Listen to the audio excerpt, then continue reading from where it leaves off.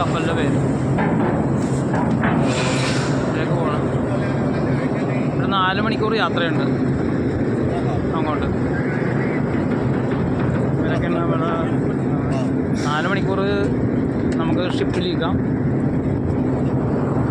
ഇത് 9 മണിക്കും പിന്നെ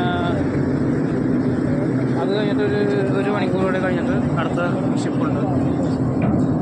ആകെ 2 ഷിപ്പ് ഇവിടുന്ന് അങ്ങോട്ട് പോകും. അതേപോലെ തന്നെ 2 ഷിപ്പ് വൈകുന്നേരം തിരിച്ചും പോരും. നേരത്തെ ഓൺലൈനിൽ ബുക്ക് ചെയ്യണം, എന്നാലേ നമുക്ക് ടിക്കറ്റൊക്കെ ഓക്കെ ആവുള്ളൂ.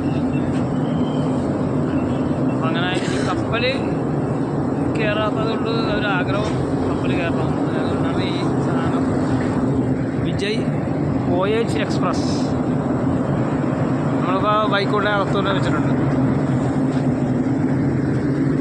ബാക്കി സഞ്ചാരത്തിലൂടെ കുറയാം.